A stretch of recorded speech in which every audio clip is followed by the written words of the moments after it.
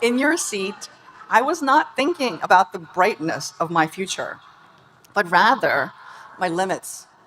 It had not been my plan to go to law school. I was a history major, and I had wanted to become a history professor, but I didn't have the grades or the faculty support to get a PhD. And also at Yale, I learned that I had a very serious liver disease. And on my class day, I felt disillusioned with my political ideals, betrayed by my own body, alienated from some of my classmates, and I felt ready to leave campus. Above all, I wondered if I had wasted my 4 valuable years at Yale. I went to law school, and I got a job as a lawyer at a firm in Manhattan, and after working for only 2 years, I quit my high-paying job to write fiction.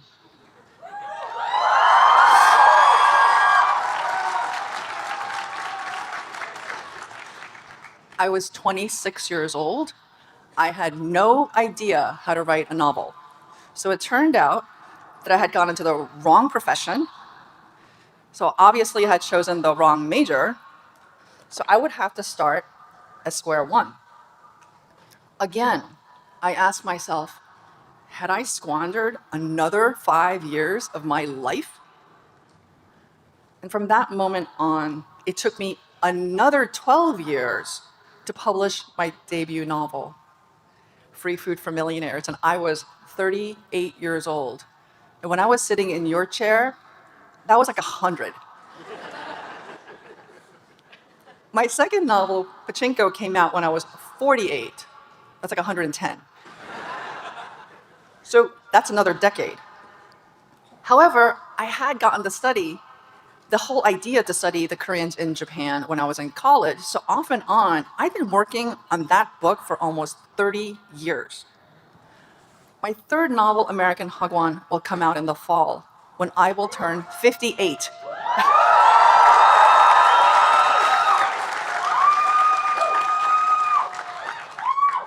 I look good, right?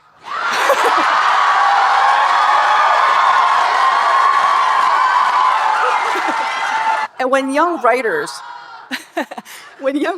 ask me, how should I become a novelist? Out of due consideration for their precious youth, my first thought is, shouldn't they be asking somebody else? Someone who is far more efficient and productive?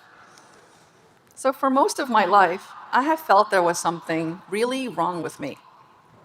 I was too slow. I was slow to learn how to talk. I was slow to learn how to make friends. I was a slow learner. I even take twice as long to eat my meals than most people. 3 decades, 3 novels, and I'm not a fast writer. And as a child, my father had named me Turtle because of my pace. At Yale, I did not know how to find mentors. I was not tapped by any societies or clubs. So it can be reasonably argued that I did not use my time well in college and that I had missed my opportunities. And class of 2026, since last May, when I received the invitation from President McGuinness, I have been thinking about you every single day.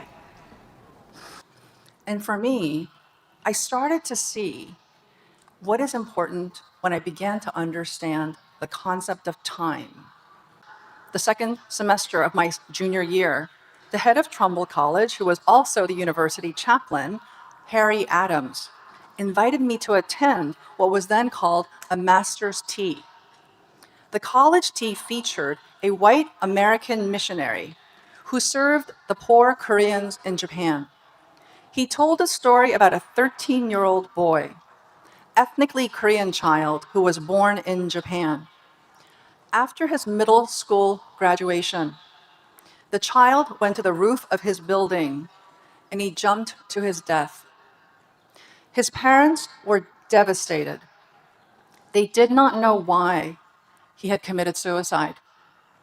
So they went through his things and discovered his middle school yearbook. And in this yearbook, his classmates had written, "Go back to where you belong. I hate you. You smell like kimchi." And his fellow classmates, other middle school children, had written the words, "Die, die, die." I would never forget the story. Before that college tea, I had known nothing about the Koreans in Japan and how they struggled to survive in a colonial nation that had little use for them after the nation was defeated. There were no classes about Koreans in Japan, but I resolved to learn more about it. I resolved to do something about it. And my time at Yale had given me the valuable tools to teach myself the things I needed to know because of that college tea. Because of that college tea, 1 hour of 4 years, I have been privileged to spend decades of my life. I wrote Pachinko because I went to a college tea.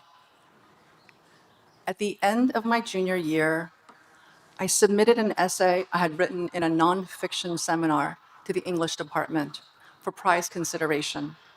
The class was taught by the incredible writing professor, Fred Strebe. And back then, you had to submit your work without your name on it. And the professors from the English department judged it. And at the end of May of 1989, I received a certificate in the mail.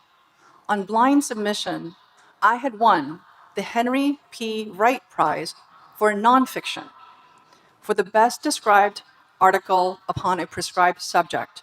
And it came with a check for $165, which was the first time I was ever paid for my writing.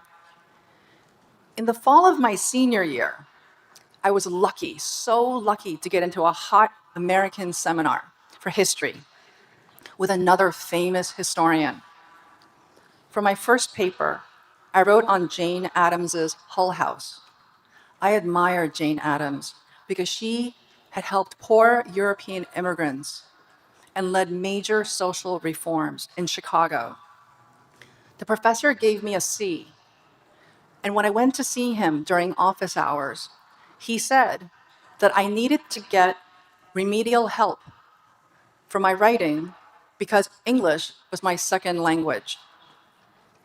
This was the second professor in my department who thought I was a foreigner who could not do well in the subject that I loved because I didn't know how to write or argue in English.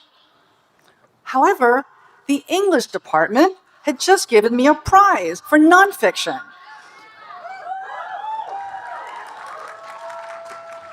An award judged by Yale professors with PhDs in English who did not know the identity of the writer.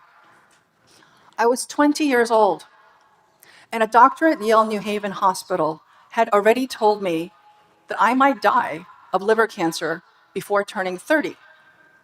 So I waited until the professor finished speaking, and I made a kairos decision, informed by my limited chronos. I knew I would not write another letter to the school newspaper. I faced that historian, and I said, "Professor, it's not that I don't know how to write. It's that you don't know how to read."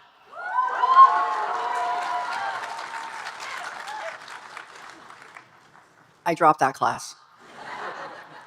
I completed the requirements of my major, but I decided not to apply to graduate school in history. Right after college, I went to law school. And right after law school, I married my husband, Chris, when I was 24. I practiced law for less than 2 years, and I quit my job to write fiction. My husband and I had our son, Sam, when I was 29. When Sam was 3 years old, I developed liver cirrhosis, a significant risk factor for liver cancer. I was 32 years old. I never had a drop of alcohol. And for several months, I gave myself shots. And in that season of my life, I lost my hair. The blood vessels in my face would break every time I sneezed or bent down to pick up something from the floor. I vomited and had diarrhea so badly that I could not leave the house. However, the drugs worked, and I'm fully cured. My doctor said it was a miracle. Kairos means opportune time. And you could interpret this to mean that, like Homer's Odysseus, you must always be decisive, always canny to figure out how to get home. I didn't live that way. If anything, I've learned that Kairos happened in spite of me, not because of me. My part was to do what ordinary people can be expected to do, to address the important needs, to keep learning when you don't know things, to keep doing your share of the work, and to keep showing up. Finally, I want to share the most surprising things that I have learned about time. Time is not your enemy. Time is your friend. Any dream that turns real will become complex and uncertain. And that is when you need to stare hard at it and struggle honestly. Nothing was wasted about your time here if you let the brightest and the darkest moments teach you to struggle better with truth. Time is our teacher. The world sometimes wants to shake us with its urgency, but I want you to know that you can be steady, wise, sober, and sure-footed because you are better prepared when you can see the truth and importance of that situation. Class of 2026, congratulations on your milestone achievement. We are rooting for you. We are proud of you.